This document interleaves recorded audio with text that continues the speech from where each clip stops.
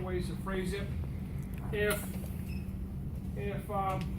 Danielle was able to move her shoulder, she can go from this position here, and she can get up to about 90 degrees, but she can't go any higher because her muscle is very weak. Okay? So one thing she can do is take her left arm and put it around here. So you do as much as you can on your own, so go to 90. And then, so she goes to 90 by herself. So, and then when she gets to 90, this arm kicks in, and she goes more because this is the force. So this is active assistive range of motion. Okay? Now, if she had to do active assistive for abduction, how's that going to work?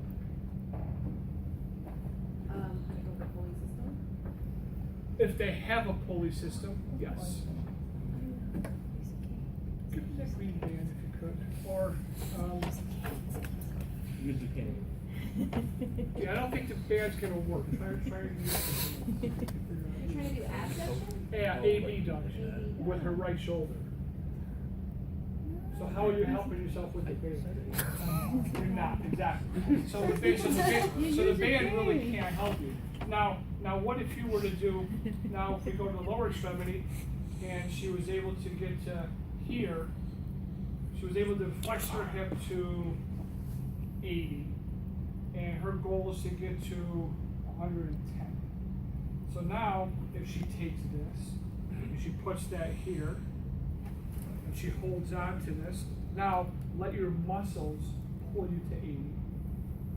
And then when she gets to 80, now use the band to pull you further. Wait, no. That's it. Okay.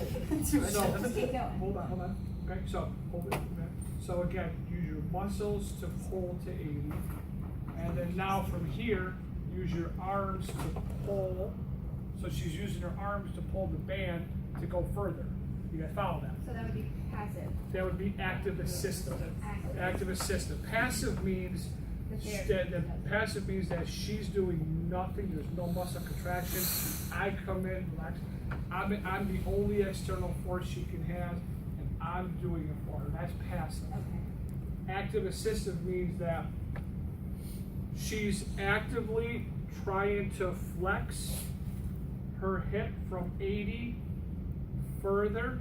So as she's pulling on the band, she's using her arm and shoulders to pull the band, but she's also contracting her hip muscle to help her. So she's actively assisting herself. So that's one way. You can use this. Now this might not work on a leg that weighs 70 pounds. Okay? So you would use something like this instead. You can use a cane. So the cane is here. So now hold. So now flex your own hips to 80. And then now pull the cane. And the cane is going to take her further, but her hip is still helping. Okay? So that's the lower extremity example. Here, she can abduct her shoulder to about 90, but she can't go any higher. She doesn't have the strength. So she holds on to here, and she lets her own muscles work to go to 90. And then when she gets to 90, now this kicks in, and this pushes, and her arm goes further. So that's active assistive. Okay? So you can use the cane for active assistive. You can use a TheraBand. I even sometimes do this. So if you work home care and you're in a house and somebody doesn't have a cane, and they don't want to spend $12, then this isn't heavy enough to support their limb. So everybody has a bed sheet. So you take a bed sheet and you make a sling. You take tape and you tape.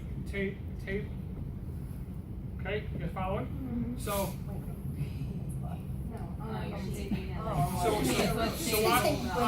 I make this part tight so they can hold on to it. I leave a little bit of width here, all right, where the foot can go. We lost her. She's great. We lost her. Just tie her down to the Leave table it. and save her. All right, so now what Danielle's gonna do is, again, she can bend her own hip, all right? She bends it to 80, she can't go any further. Come on down. So my job as the therapist is to tell her, so what you're gonna do is you're gonna put your foot in here, you're gonna hold on to your sling. And so now, use your muscle to work yourself to 80 degrees. And then when you can't go anymore, now help yourself pull. Help yourself pull, good, 1, and then go down. 2. So the education aspect for us is to teach our patient to not use the, hold on to this way. He's a sheep, Danielle. It's not to. He's falling off my foot. See what? Absolutely kill me. My foot's a 2-year-old. I'll take this as lunch. Okay, all right. So okay. So basically, guys, you guys are following, right? So I don't want her to use this to do 100% of the work. So it's her muscles work to 80 degrees, and then help yourself to go more. 1. You got it. Okay. You can also do this way for stretching. So if she had to stretch her hamstrings, maybe she can only get to about there.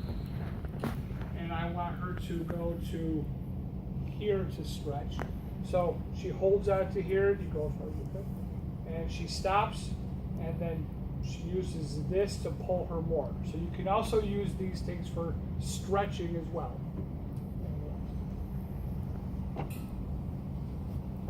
I like this, again. Straight leg up. Cool. So she goes to there, and then instead of me having to work with her all the time doing this, she comes home and she can do it on her own. What about not putting the device on until they reach the point, and then putting it on, so they're not forced to use it? Yeah, you know, it's a good in theory. However, what happens is if you flex your hip to 80, go ahead, and down. So hold it here. Flex it to 80, and then put that on there, and pull. So what happens is that she has this momentary hold her leg in this position while you get this here, and then pull. You could, but it's advisable to just teach somebody how to not use your arms, let the cane go for a ride, pull up, and then when you can't go anymore, then use it. That's the better way of the two. Okay. So I want you guys to do active assistive range of motion, shoulder abduction, hip flexion. You can even do hip abduction. And for shoulder flexion, guys, it's like this.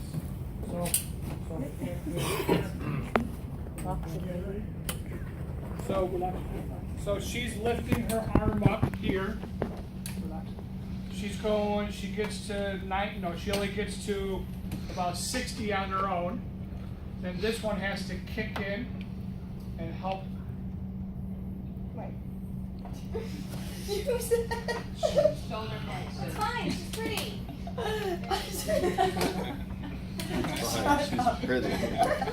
Okay, all right, so watch, guys. Shoulder flexion. So shoulder flexion, I want her to flex all the way up. Okay, shoulder flexion. So she goes from 0, she gets to 60 on her own. So she can lift this against gravity by herself. Then when you, hold on, now use this arm to take you further as you go up. Good.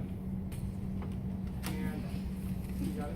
So that's just an alternative to holding her own arm. Is holding her hand. And then if you have to do something like this for your vertically yeah, you could do a standing, but again, it's better because if somebody can stand, they're already lifting against gravity.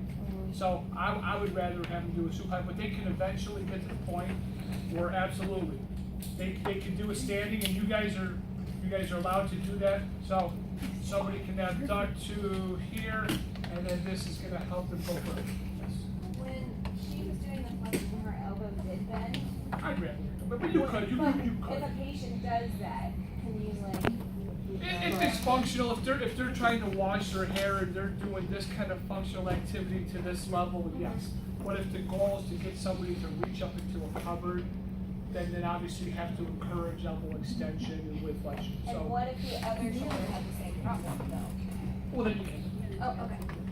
What about external rotation, by the way? They have to, not so much.